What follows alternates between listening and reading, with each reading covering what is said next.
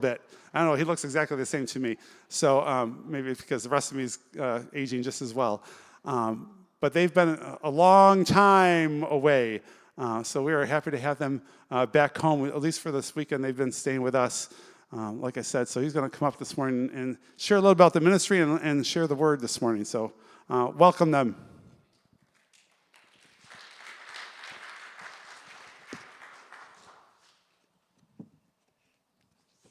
Good morning. Oh boy, those are bright lights. I kind of have to do this, I think. Yeah, I'm Clark, and this is my wife, Beth. I'm from Hilton, and so grew up in the area.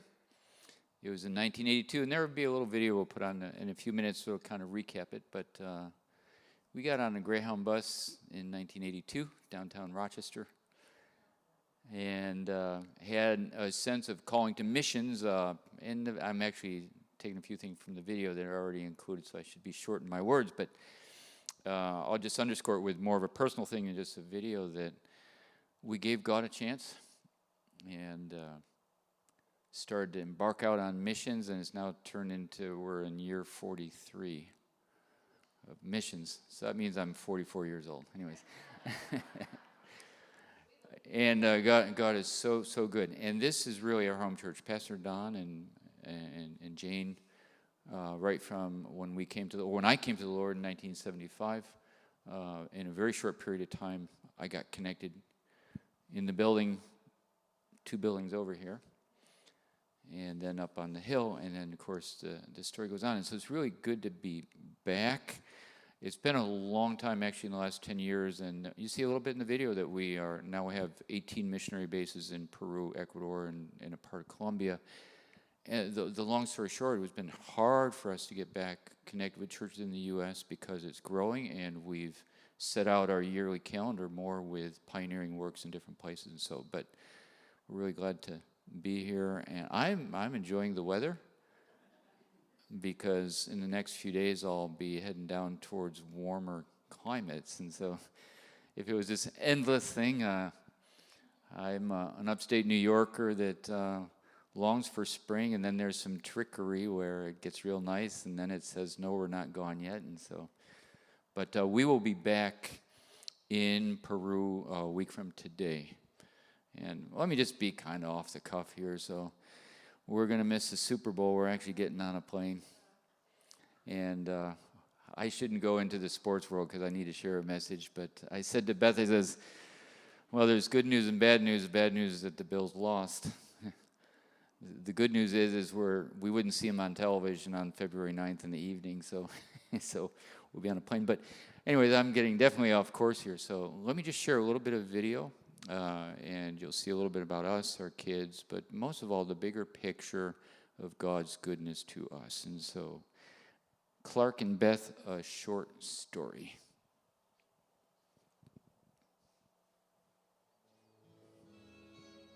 A short story from Clark and Beth. We dedicated ourselves to the Lord in the mid-70s. We were never hippies, in case you wondered. After serving in youth ministry for a few years in Erie, Pennsylvania, we took a step of faith into missionary work in 1982 with Youth with a Mission, destination Mexico. We thought our young family would be in missions for a few years, willing to serve longer, but unable to see further quite yet. The more we served, the more we loved missions. Our 3 kids grew up multiculturally. A few years has now turned into 40 plus years and counting. Our faith has grown, accompanied by deep fulfillment. Our small step of faith turned into a lifetime of service. After 21 years in Mexico, we embark on a new faith adventure to the Amazon jungle. We pioneered Huayrán, Peru in 2005, in Iquitos by the Amazon River. New bases started to emerge in Peru. In Arequipa, Lima, Chiclayo, and Solo, our role has moved from direct pioneering to serving our leaders in their pioneering efforts. We are pastoral and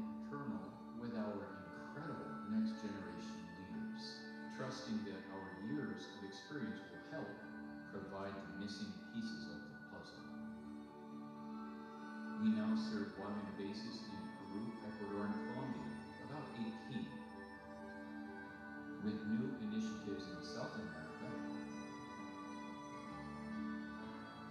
in Spain, and Mexico. Our passion burns bright as ever, celebrating life and ministry, and being grandparents as well. We thank the Lord for his goodness to us. We also thank you for all your friendship, prayers, and support. With grateful hearts, Clark and Beth.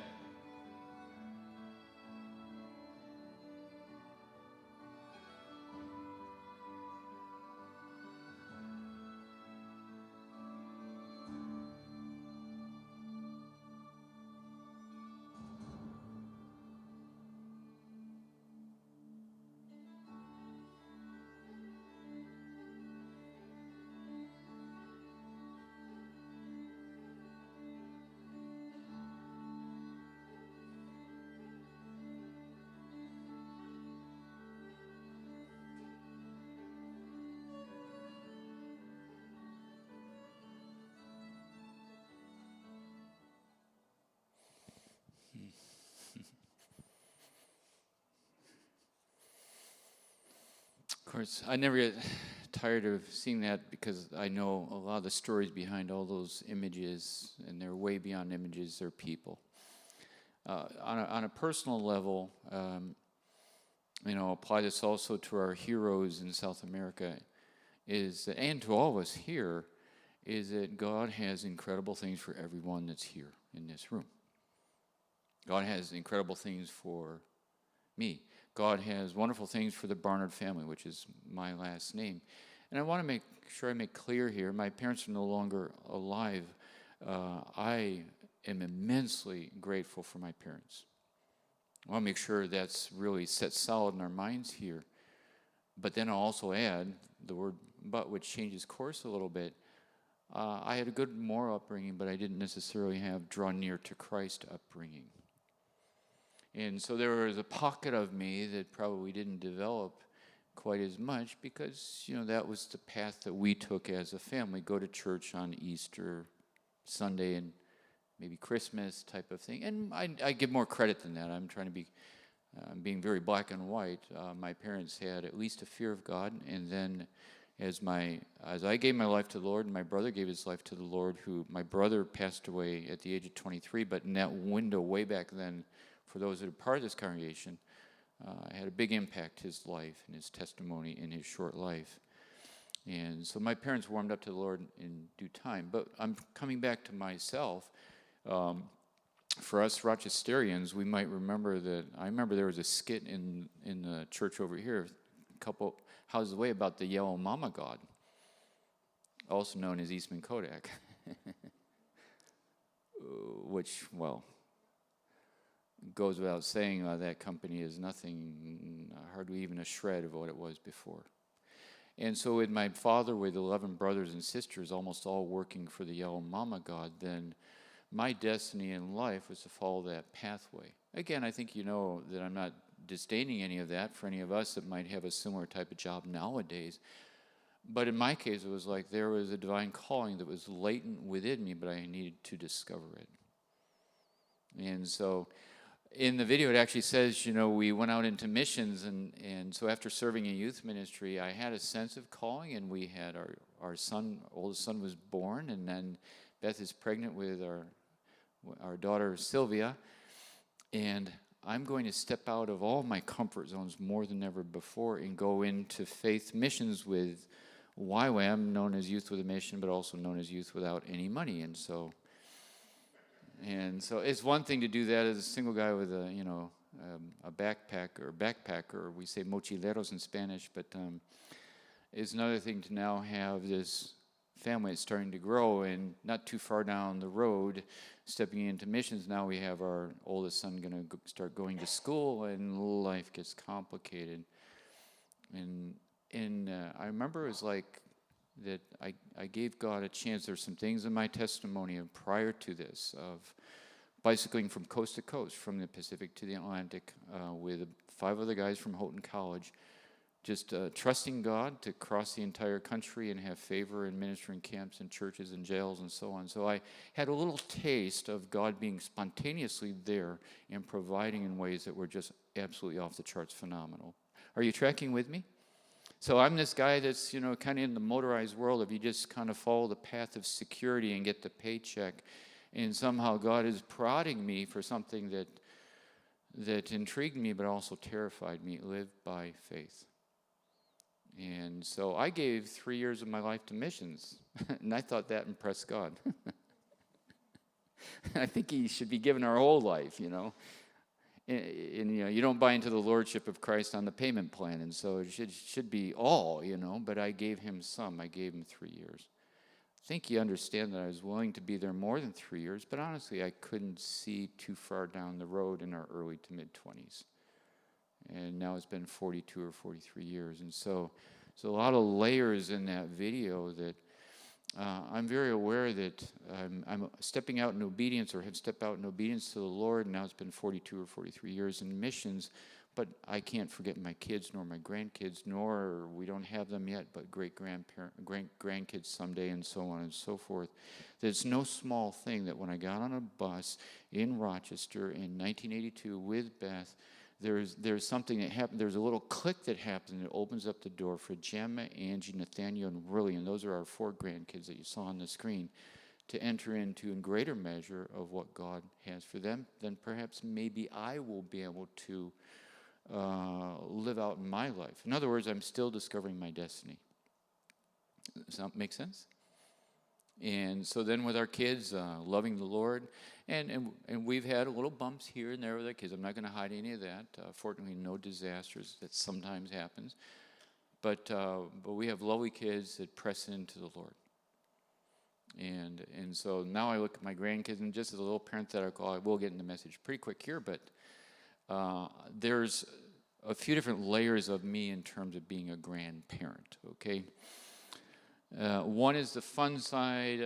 If you saw, we have 4 grandkids, and so I used to be known as Grandpa, and then Jim and Angie, they had a trampoline, and now the trampoline they no longer have, so now they have Grandpoline, okay? So that's the lighter side of me, and I think we should celebrate life with those kids like no tomorrow. But I will turn a little bit more serious in terms of underscoring the sense of where we come from and where we're going. Let's keep in mind that we live in an age where rarely does any person ever get into 3-digit territory of being over 100 years old, except for one example would be my mother-in-law, who's 102. But it's very rare to get in that 3-digit territory. But that wasn't the case back in Genesis. And so at one point in time, I heard one of my friends in Youth with a Mission share some numerical stuff that I was wondering where he was going. It was actually fascinating when I figured out where he was going. He says when Abraham was born, his father was alive, his grandfather was alive, his great-grandfather was alive, his great-great-great-grandfather was alive, now I think I'm up to 4, great-great-great-great-grandfather was alive, his great-great-great-great-great-grandfather is alive, and then I believe it gets up to a 7th generation great-grandfather is alive when he's born, because they lived up to 900 and some odd years back in those days. And so when Abraham was born, actually there was a person on Noah's Ark that was still living. His name is Shem. Can you imagine Abraham's sense of where I am coming from? You tracking with me? And so what we have nowadays is we have these little kids, and they have their mom and their dad, and then they have grandma and grandpa. There's actually a tremendous amount of responsibility on us as grandparents to be one more generation that the Barnard family follows the Lord, not just mom and dad, but also grandma and grandpa. Make sense? And then just add one little thing if you want to look it up sometime. But Abraham could have spoken to Shem.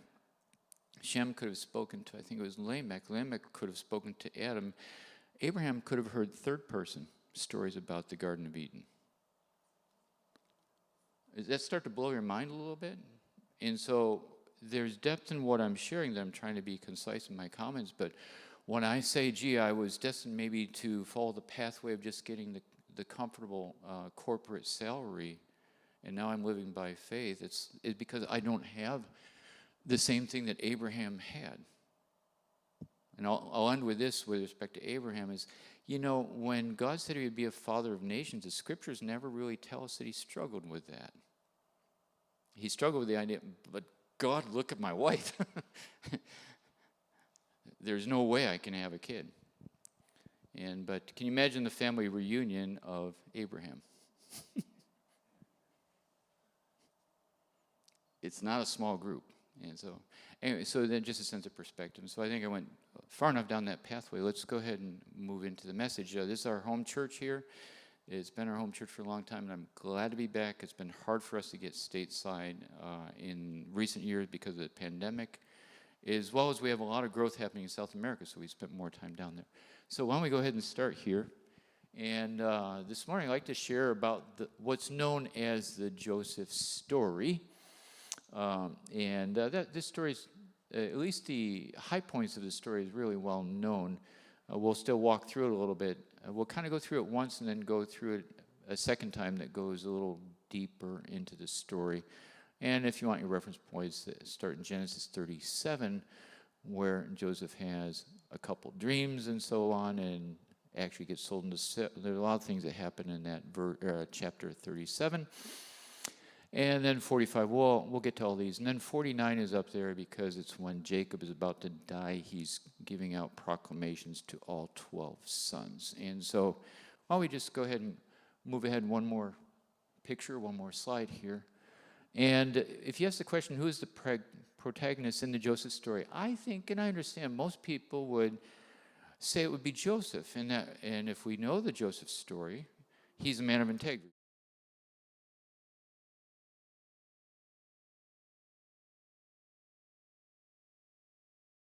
Sense to put the limelight on Joseph in the Joseph story. And if that's the default position you would take, I'm actually in total agreement with you. But you'll hear me share that I think there's another person in the story that, as this unfolds this morning, that I think maybe perhaps he's the main character. Maybe he's the protagonist. So enjoy the Joseph story in the way that we normally look at it, but I think there's actually another dimension there that perhaps the protagonist is someone else that God deeply loved. All right, so let's move ahead. Just need to give you kind of an overview of the story that is anchored in Joseph's timeline. So when Joseph has his dream, the scriptures make it very clear in Genesis 37 that he's 17 years of age. You might see that number up on the screen with a red circle around it. He's sold as a slave, basically around that same age, 17 to maximum 18. Then, if we're familiar, that he goes down to Egypt, he gets sold into slavery rather than be killed and so on. He has favor there in Potiphar's house, and all goes well. I didn't put that up on the screen, but then Potiphar's wife does her trickiness. He gets thrown in jail. He's in jail a long time, and at the age of 28, he interprets the dreams of the cupbearer and the baker. And then at the age of 30, the king of the land, or the Pharaoh, has a troubling dream. And so now 13 years have gone by. Joseph informs the Pharaoh that there will be 7 years of abundance. So if we follow up on the screen, now he's age 37, 20 years have gone by.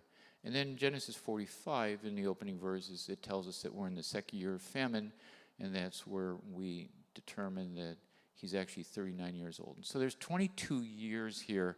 Just keep that kind of in the back of your mind. And at the end of the message, we'll jump fast forward to when Joseph is age 56, is the year in which his father Jacob dies. And so it has a long timeline, actually 39 years in total. Let's go to the next slide here.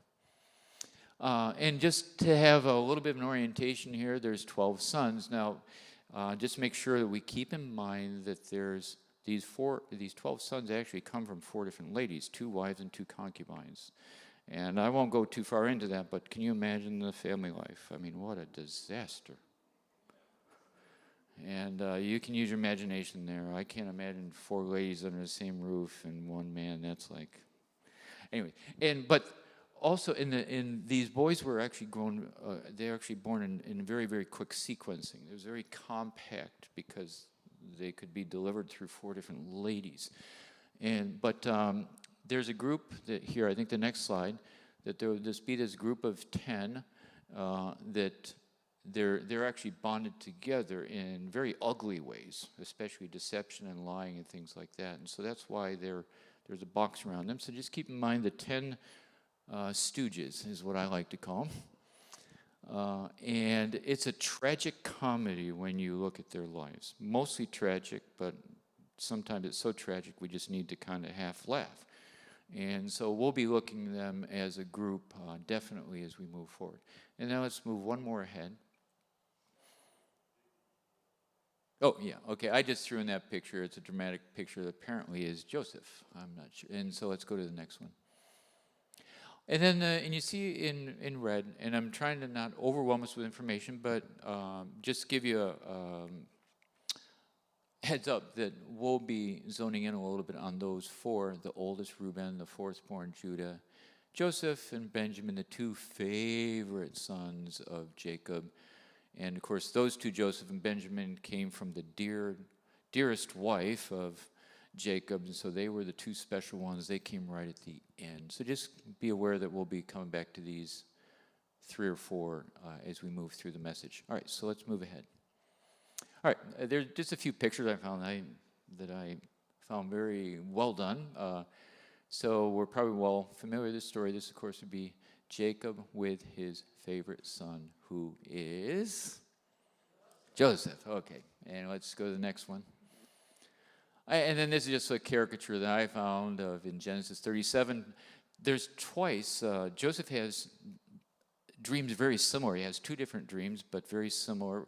In the first dream, the other brothers are bowing down before him. We know that. In the second dream, then the father's added to that, bowing down before him. Parenthetically, I don't know if it's ever crossed your mind, but to me, it's a strange type of revelation of, I know God will have done something major in my life when my dad bows down before me. Kind of weird. Humanly speaking, it sounds very egotistical. It'd be like, could you imagine someone coming up, he's no longer with us, but say, Billy Graham, God gave me a dream, you're going to bow down before me one day. It'd be like, right. And so, but anyways, so that kind of gives us a heads up. Let's pay attention. When are these dreams fulfilled? And the older brothers are, the 10 stooges guys, they don't like him. They're jealous of him. He's the favorite one. He gets the colorful tunic or the coat of many colors.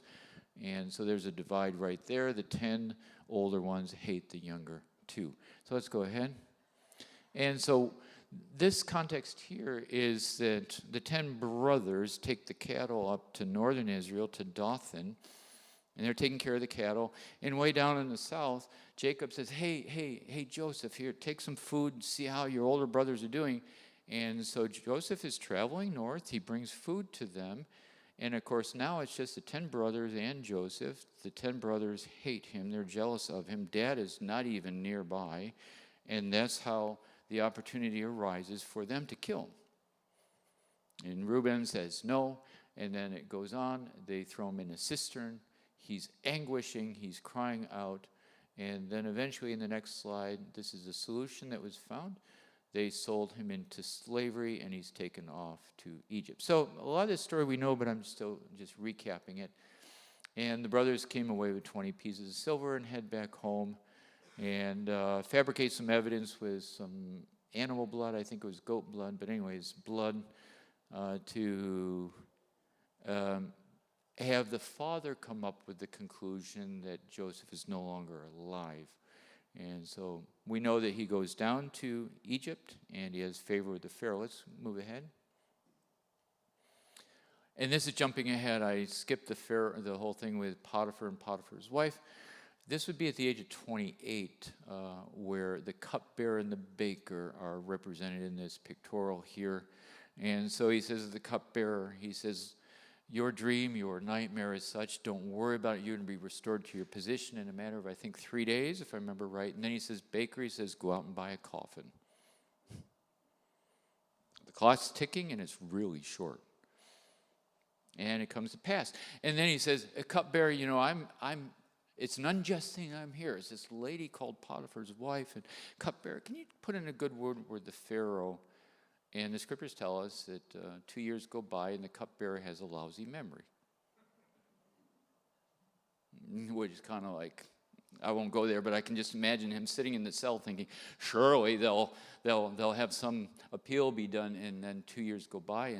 And it's almost like the cupbearer is going to forget forever, except the Pharaoh has a troubling dream. And let's look ahead here. And so Pharaoh has a troubling dream, and all these, what are they called, magicians or sorcerers, whatever, those miracle workers there in Egypt, they can't interpret the dream. And the cupbearer, I remember this guy. He's in jail. And so after 2 years, Joseph is taken out of jail. He's at the age of 30. They shave him. They give him a shower. He must look really ugly. And he comes before the Pharaoh well-dressed and clean in nice clothing. And it's here where he says, sir, the dreams are as such. There are going to be 7 years of abundance and 7 years of famine. That's what they mean.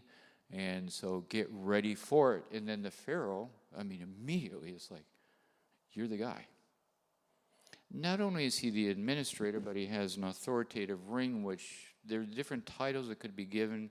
He could be the right-hand man. He could be the viceroy. But anyways, he had tremendous authority in the land of Egypt. And so you just see favor upon favor. And so the 7 years of abundance happen.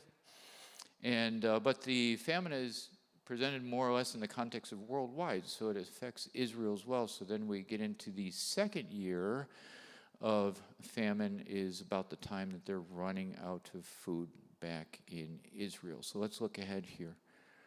And so this context here, the verse that you see up there, verses that you see up there, is that they need food. And so Jacob's like, all right, boys, go get some food in Egypt. But it's only the 10 boys. It's not Benjamin, the favorite son. And so the 10 boys go down to Egypt, and Benjamin stays back. It's because he's a favorite son. And so they come before Joseph. Scripture tells us that Joseph used an interpreter, so it's going from Egyptian to Hebrew and Hebrew to Egyptian. And so in different ways, Joseph is not revealing himself to them. And so Joseph says, you're a bunch of spies. Now, he knows who they are. They don't know who he is. And then this group of 10 guys, the 10 stooges, are saying, no, but sir, we're honest men. Well, they've been deceiving for actually 22 years.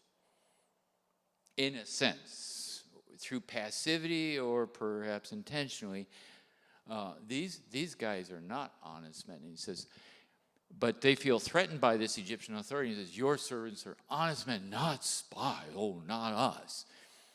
Now let's look at the next verse and try and get inside the story here and picture what's actually happening. Let's go to the next slide here.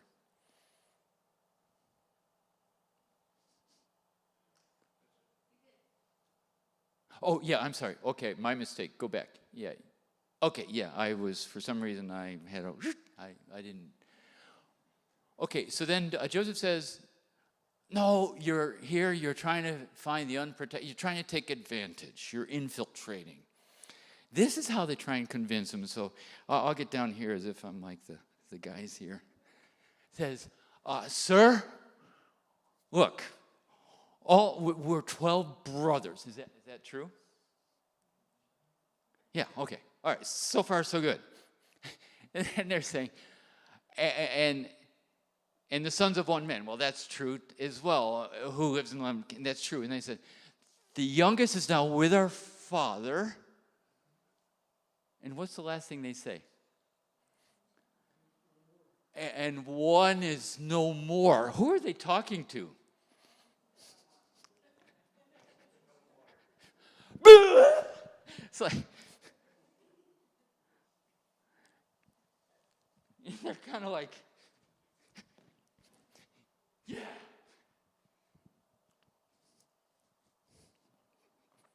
He's very much alive. That's why I like to call them the tragic comedy. I mean, they are so enveloped in deceiving their father for 22 years. It's hard for us. There's things here, if we really can catch the tone of this, where these guys, their weight of culpability, there's a silent scream within, we're bad, we're horrible. We betrayed our brother, deceived our dad, and they're bound up in 22 years of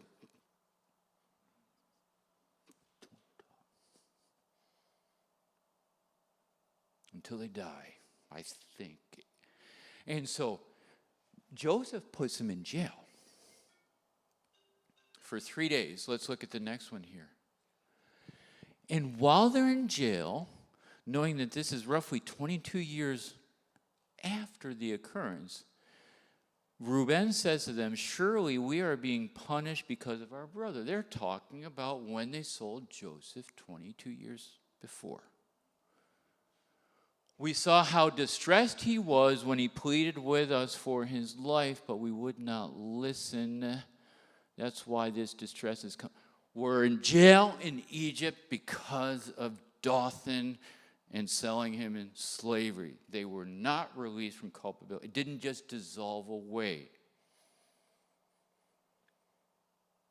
Wrongs don't get solved through the passing of time. It's only the grace of God that needs to show up, that cleans it up. And so then Reuben replied, did I tell you, do not sin against this boy? Now we must give an accounting for his blood. And then the next verse says, they did not realize that Joseph could understand them since he was using an interpreter. I think you'll get a sense of where we're going. I'm not just recapping the story, but we're going to come back inside the 10 Stooges and find who I think is probably the main character. All right, let's go ahead. Well, we can go ahead on that. little comic relief in the middle of the message. Okay. Now I'll start to hone in on the 10 brothers, and we'll start to narrow it down. Reuben is the oldest one, and of all the brothers, and of course of the 10 as well. And so in Genesis 42 and verse 37, if you can look that up later. Oh, yeah, thanks, Beth. Yeah, so they're in jail for 3 days. Yeah, thanks, Beth. And then, Joseph takes all of them out of jail except for one, Simeon. 9 of them go back. Thanks, Beth. They go back bring the food back and everything. And Simeon is still staying in jail indefinitely until they need to prove to this viceroy, Joseph, that they're not liars under the condition that Benjamin must come on a second trip. Bring him on the second trip. Otherwise, Simeon's going to be in jail till the day he dies. Can't read too much into this, but I kind of get inside the story and use a little bit of imagination. I'm kind of picturing Jacob saying, okay, welcome back, sons. 1, 2, 3, 4, 5, 6, 7, 8, 9. Who's missing? Simeon. He's got a timeshare in Cairo or something. No, he's in jail. But there's an interesting thing of indifference there, that Jacob becomes aware that one of the sons is still in Egypt.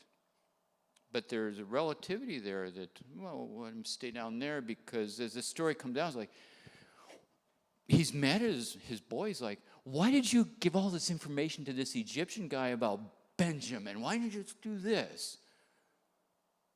I'm not going to let Benjamin go. I can't lose another son.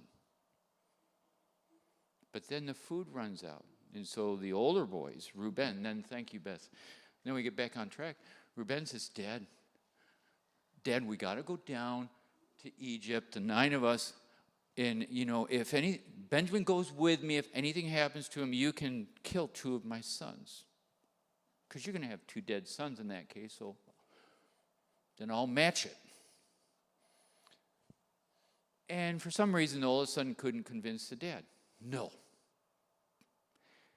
Then the fourth-born son, Judah, comes up in Genesis 43 and those verses that are there. And he actually prevails and says, Dad, we should have already been down there. You need to let us go. You need to let us take Benjamin. There's something in Judah that, I don't know, that innate authority or something. He had a way of convincing. And he did it with his dad, but he did it with great depth on this occasion. He says, Dad, I will become a surety. I will take the place. If anything happens with Benjamin, I'll step in. I'll take the bullet, as it were.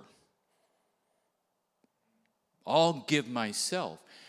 And, we can only get so far inside the story before heaven where maybe we'll actually ask Judah someday what really happened. But something happened. Dad, okay. But Judah, yeah, Dad, I know, Dad, I'm the surety.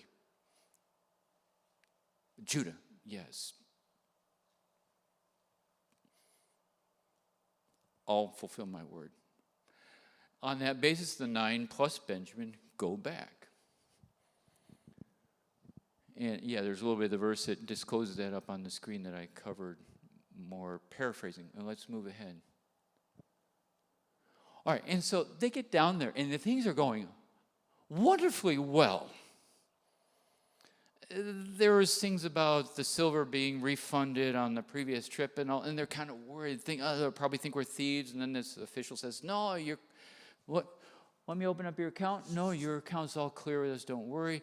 Welcome." In fact, this leader, not only he's so happy that you're here, he's not only going to let Simeon out of prison, but he wants you to come over for dinner. All right. And then they're looking around the room, and they're seated in chronological order. So these are 11 boys with 4 different ladies. That's why I said it was kind of machine gun, all these. They're between the ages of probably around 37, 38 to maybe maximum in the early 50s. And there's 11 of them. They're like, what is happening here? There's something weird here. But they're still enjoying the meal. Let's go to the next slide. Oh, yeah, and so all is good. All right, so picture the story now. All 11 brothers are together, got tons of food. They got their carts packed. They're ready to go, and they're setting out, and they are happy heading home after such a long time. And these scoundrels are going to get away with it one more time. Behind the scenes, okay? They're not good men. They're kind of like conniving, and they always find that way, and like, maybe we'll get caught, but no, we're good. Until they go before a customs inspection. Blue, positive for cocaine.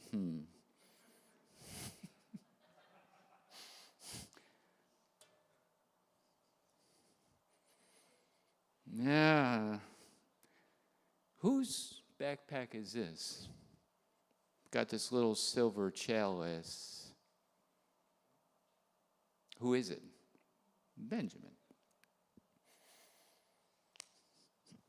And actually, they weren't all obligated to go back. The only one that's really obligated was Benjamin, the guilty one, but they all go back.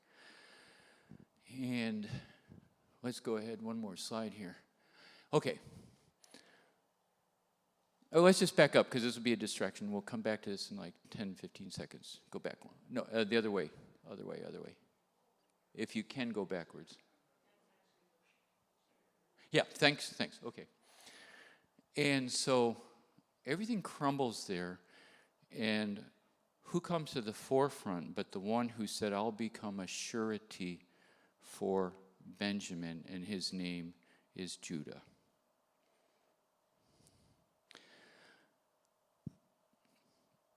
The real protagonist in this story is God relentlessly pursuing all those 10 brothers. We'll tend to focus more on the humans in this story, but behind the scenes there is an incredible God with great love that's looking for a way to bring forth firm justice that's also complemented by mercy and grace, release, freedom, and restoration. And these guys don't have a clue. They're walking back towards Israel, and a simple customs inspection turns out to be the breaking point where these 10 guys start to crumble, especially Judah, which ultimately God is good. And so, but let's look at this. And so, next one here. And this one's a little more complicated in the sense that inside the Joseph's story is Genesis 38. And if we're familiar with that, that whole chapter is dedicated to one of the boys, Judah. And if we're familiar with this story, and if you've read this story and you get to Genesis 38, a lot of times I'm not sure how this fits. And so I'd like to make some suggestions to you. Genesis 38 basically says that when the boys come back and show Dad the garment with all the blood, and he thinks that Joseph is dead, it tells us in the opening verses of Genesis 38 that Judah says, I'm leaving the home. Really, never to come back. Not only is he leaving the home, but he's leaving his people. He goes to live with foreigners called the Canaanites, and then he finds a lady that becomes his wife, a Canaanite woman. And then it also tells us in Genesis 38 that he gets married, he has 3 sons.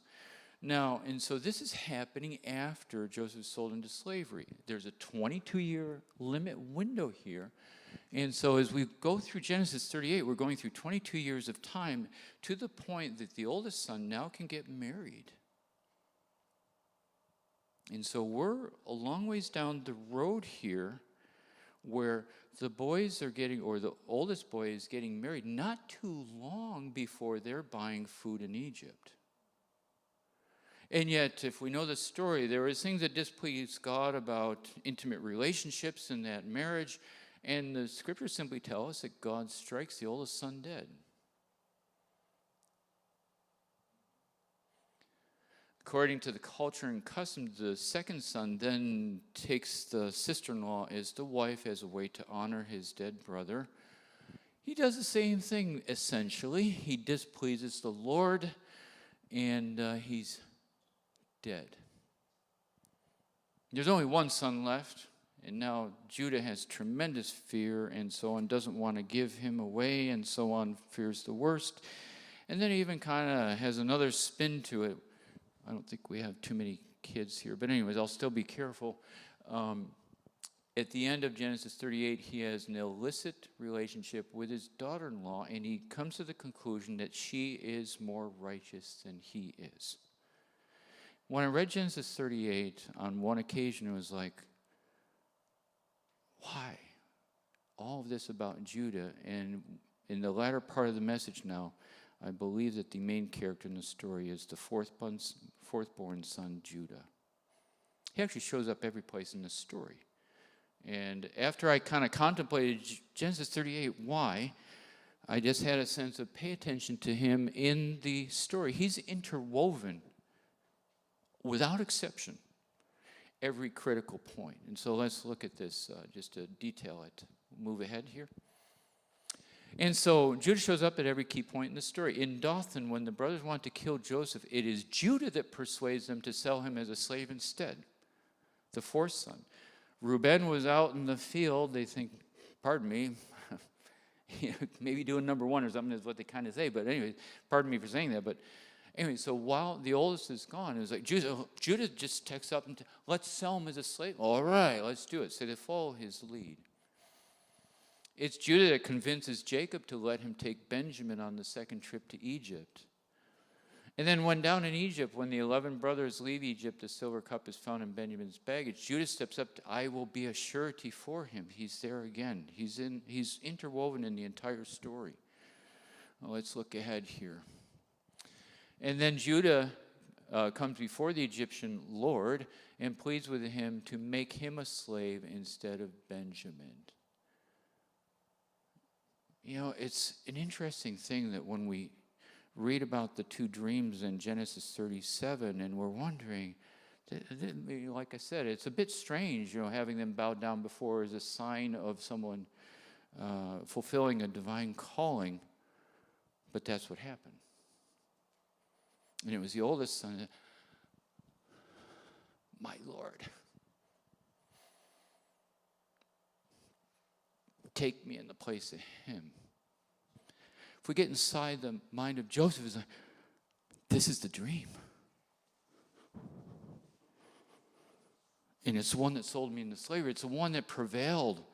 The strongest, most natural leader of all the brothers. He doesn't know who I am. This is an encounter, and why I didn't say at the opening part of the message is, you know, our relationship with the Lord, especially when we're in church, we direct our eyes on the Lord and everything's like really good. But let's be honest, a lot of our Christianity is tooled out in the family environment. And I'm not the only person that has a complicated family. Anyone else understand me? Yeah. This passage is phenomenal. And in whatever you might be living directly or indirectly today, part of this message is to have an understanding that God is relentlessly pursuing everyone in your relationship network. Are you following me? If you have people in your mind that you're thinking, oh God, I want to give up on them, take a deep breath. Because I'll tell you what, God is incredibly interested in the person that weighs down your soul. Follow me? And so this story is contemporary today as well as back in the day. There's so many connecting points with perhaps some of the difficult things that we have gone through, either through culpability or through just simply seeing someone suffer in which we're not culpable, but we just are terribly concerned about them. All right, let's continue. So among all the brothers, Judah was the most broken, pleading that the Egyptian lord would take him as a slave. In so doing, Judah's father would be spared the overwhelming grief of losing two dear sons. Get inside our mind. I mean, he goes off to the Canaanites. He marries a Canaanite woman. He has three boys. Two of them are dead. He has an illicit relationship with the daughter-in-law. His life is a mess. As much as he kind of connives and tends to come out on top, he knows deep within he has a wasted life. And I'm trying to get inside the head of him. It's like, maybe for once, maybe at my funeral, maybe they'll say, do you remember the day that Judah took the guiltiness upon him for Benjamin? Now, let's not talk about all the other things, you know. I have an opportunity. Please take me as a slave. I want to find some expression of redemption that comes forth from me to someone else. I've been evil. Been a conniver. I've betrayed. I've lied. I've deceived. I've dragged down others. This was the moment in his life to redeem himself. So maybe perhaps he would do the right thing for once in his life. Let's go ahead. And then this is the text here. So Judah is then saying, please let your servant remain here as my Lord's slave in place of the boy, and let the boy return with his brothers. How can I go back to my father if the boy is not with me? No, do not let me see the misery that would come on my father. Of course, we know, but let's remind ourselves that he doesn't know with whom he's speaking.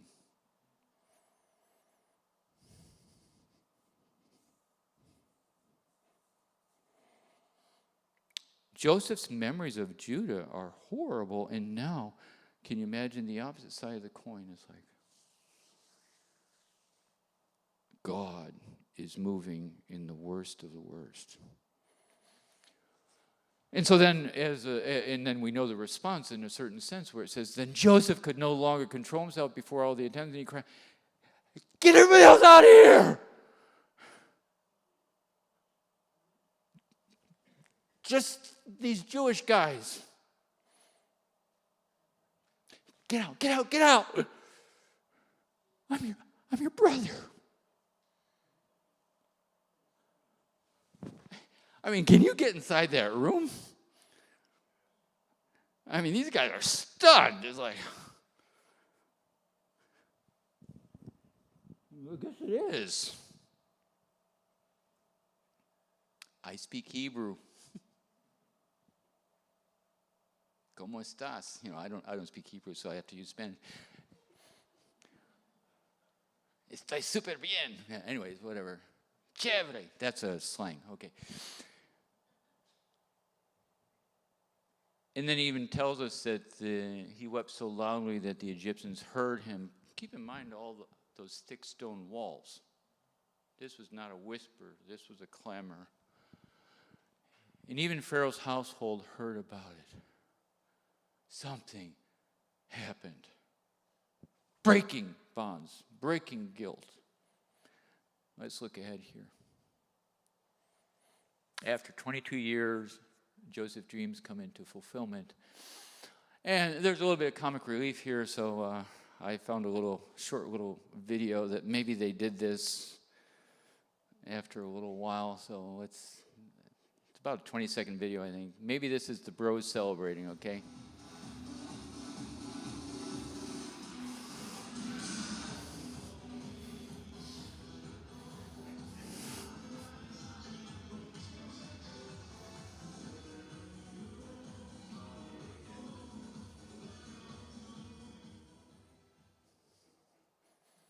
There's freedom in confession. We have a friend, and I'll be very discreet about him, but he was a leader in a church, a very respected person in the church, and plagued by guilt over a secret no one knew, not even his wife. And he voluntarily went before the owner of the business with whom he was working, and just couldn't bear the burden anymore to... Thereby he disclosed that he had embezzled for years, and he's an elder in the church. And voluntarily went before the owner of the business after, I think it was at least 5 or 6 years of, a long time. But the reason I'm sharing this story about Al, and of course I'll keep it very discreet, is I remember him saying, I never had such a burden lifted as what happened when I confessed. And he didn't know what the future would hold for him. Well, the owner was not merciful. It shows up in the newspapers. He goes to court. He gets sent to jail. He loses his house. He loses basically everything. But there was a strange freedom that confession brings liberty.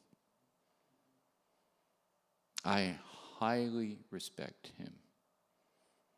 And of course, this is an older story, so he's walked a long path of integrity. And there's a few things about our personal finances where when we're down in Peru, he handles them, and I have no doubt. And so in our case, voluntarily, there's a restored trust in which I treat him as trustworthy and don't worry about it. But I want to come back to the core of the story. The reason I put up this celebration dance, it's a little bit weird, as it were, but there is such freedom in confession, isn't there? I can actually be myself. I don't need to be double-faced anymore. Maybe people will think it's really ugly. Maybe they'll think they're ill of me, but I need to let myself be known as I have been, and with God's grace, I will be a changed man forthcoming. And so that's what happened. So let's look here. And so then you can imagine the conversation now. All the 12 boys are together, and Joseph is like now interacting freely and saying, hey, guys, take the food back and all that, all 11 of you guys. Because, furthermore, just so you know, God sent me ahead of you to preserve for you a remnant on earth. So I have some plots of ground, prime real estate. I want you guys all to move down here and bring Dad as well. And say, so now hurry back and tell him that his son Joseph says, God has made me Lord of all Egypt. Come down with me and so on. Do not delay. And then you're to live in this region of Goshen, which is a very nice place. And then next thing that happened, there's a few verses later. Well, let's pull up this verse here. And the next one there, I think it's actually, yeah, that one there. This is in Scripture. So Joseph sent his brothers on their way, and as they were leaving, he said to them, would you guys figure out a way to maybe stop arguing for 5 minutes? I mean, I'd love to hang around these guys. And so that's why I call them the 10 Stooges. I prepared a very short little video where I call them the 10 Stooges. So maybe you can enjoy my humor a little bit. Okay.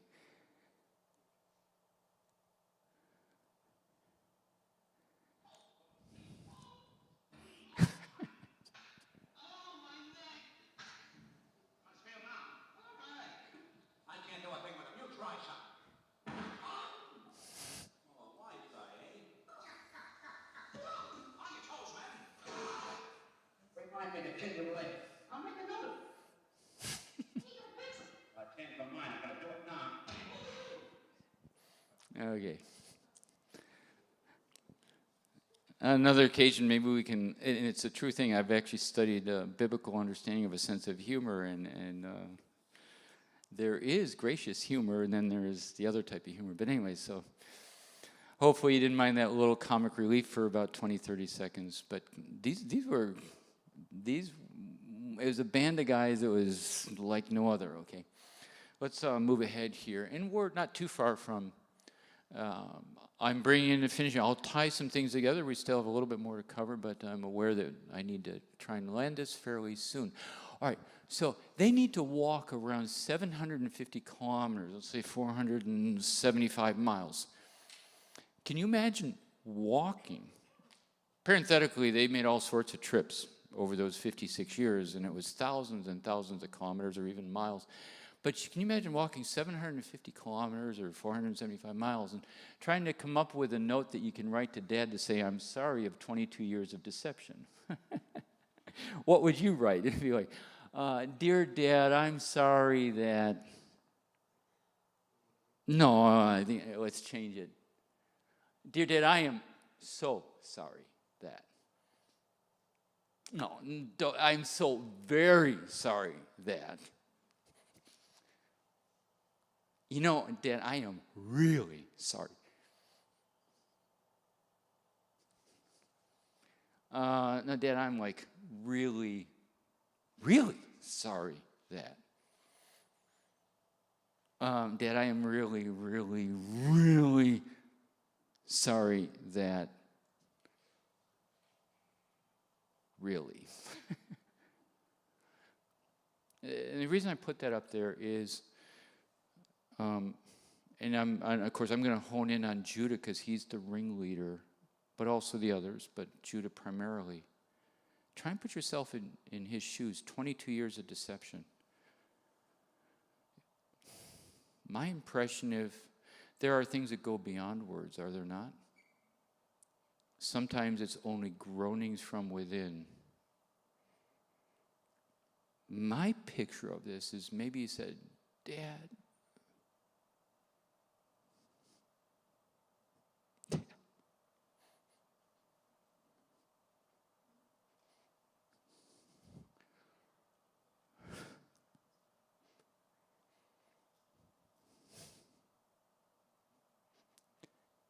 and maybe not much more.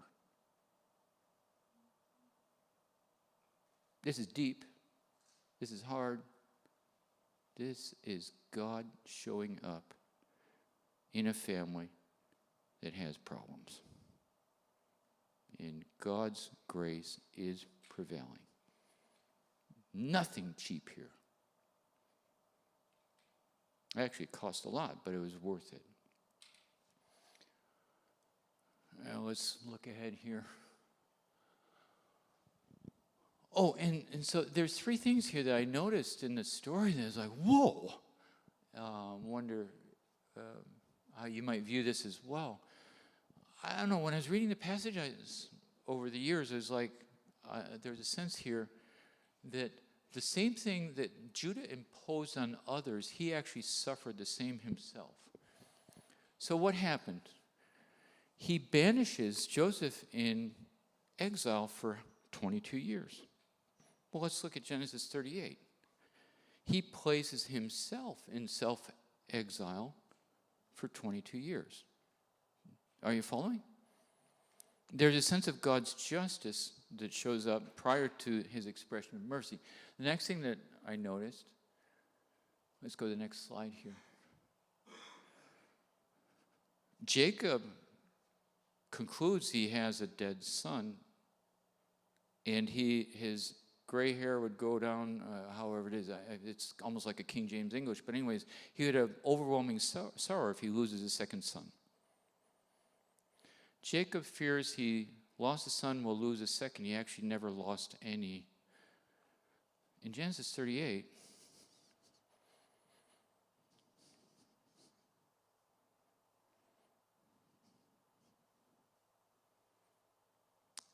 that's where my boys are. They're at the cemetery. So no cheap grace here.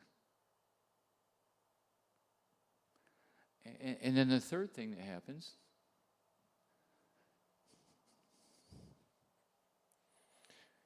he sells Joseph into slavery, and then 22 years later, he begs to become the slave of whom? The very one he sold as a slave. It's a very tight story in terms of God is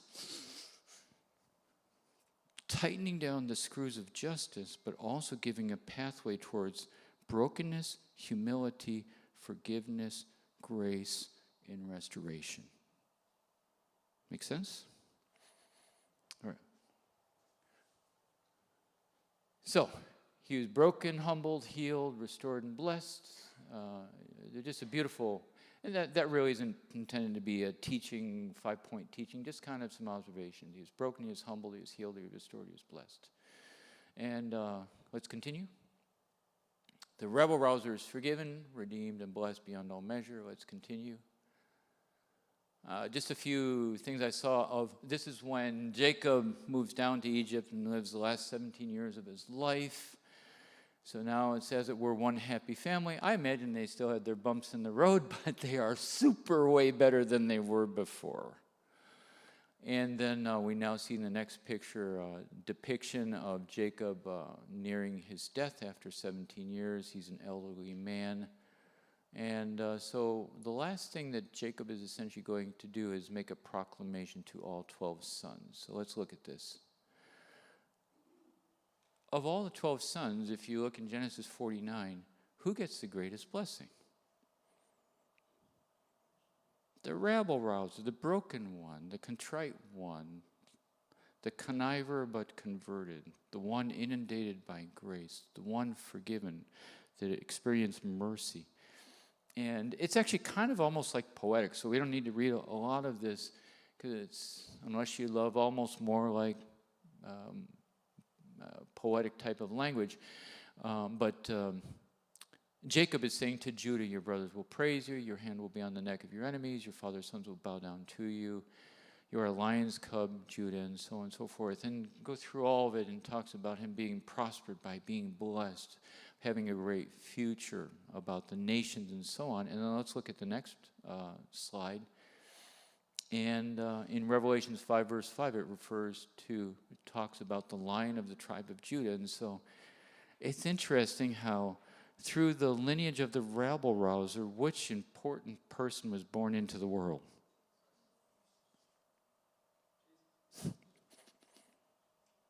Yeah. All right, I will close with, I'm going to look at one other brother who unfortunately is a stark warning of someone who never did the right thing. And it was the oldest one, Reuben. And Jacob starts out with the oldest son, says, I had so much hope for you, my firstborn, my might, the first sign of my strength, excelling in honor, excelling in power. And he had high hopes for the oldest son. And then the next verse he says, but you're turbulent as waters. You will no longer excel, for you went up into your father's bed onto my couch and defiled it. In Genesis 35:22 up there, that was roughly 56 years before Jacob is about to die. The oldest son decides to shack up with one of the concubines, dishonors his father, and there's an eerie silence that prevails for 56 years. The difference between Judah and Reuben is that Judah was broken and all the things that came out of that. Reuben was always like, everybody knew, but no one talked about it. And his dad, pardon me, it sounds more like a curse than a blessing. And let's go to the next slide. Reuben was never broken, repentant, nor did he ever make things right with his dad. An eerie silence prevailed. The father and son were never reconciled. It was the worst kept family secret. And eventually the tribe of Reuben went extinct. In the Transjordan area, they intermixed with Canaanites and Moabites, Edomites, and others. And very quickly, the tribe of Reuben, the oldest son, you can't even find them. All right. So the real protagonist in the story is the God of Abraham, Isaac, Jacob, and Judah, really. And I think 2 more slides here and we're done. So God, based on his character and love, pursues each of us relentlessly. This is just a very soft thing for us to transition towards, and I imagine you're already reflecting about your own family or, who knows, people close to you. But have an understanding that this not only applied to Judah, but it applies to your situation and your relationship network. God, based on his character and love, pursues each of us relentlessly. Don't give up on your loved ones. Or perhaps, and this is, of course, between you and God and your family, but if you need to ask forgiveness, then don't make the Reuben mistake. Be proactive. God upholds justice, righteousness, mercy, and grace in complete harmony. Sometimes we're black and white, either use tough love or soft love, but God can use both at the same time. He can be just and gracious at the same time. He can be righteous, and he can embrace mercy seamlessly. And keep in mind that God gave no cheap solution to Judah, but rather it came at a very high price, but it was worth it. And God's work in us is not cheap, it's priceless. And then I think this is the last slide, one more. And just now personalizing more, his work in our loved ones is not always easy. It can be messy, yet his orchestrated work eventually leads to our loved ones to brokenness, humility, healing, restoration, and blessing upon blessing. God is the main protagonist in my life as well. Let's pray. Lord, as we covered a lot of material this morning, just pray that you help us to retain that which really resonates in our hearts and which really we identify with in this story of a family with all the different layers of relationships. I just thank you, God, that you have been gracious in my family, and Beth knows I've had some really complicated things in extended family. And just before my brothers, I recognize it once again. I am amazed how much your grace prevailed. There was some disposition from me. I needed to kind of give you a green light, so maybe I did a small part. But I've experienced in a similar way a restoration of you're flooding me with your grace. And just pray that in each one of us this morning sitting here, any way that we identify with this story, we just say, God, I find myself inside this story. I want to press into you and receive from you. And in the end of all things, may grace flow through me, in me and through me, and be extended to others. I invite you, Lord, to relentlessly pursue me and all those around me, that we can live right personally with you and collectively with you. In your name we pray, Jesus. In the name of Jesus we pray. If you're in agreement with this, could you say amen?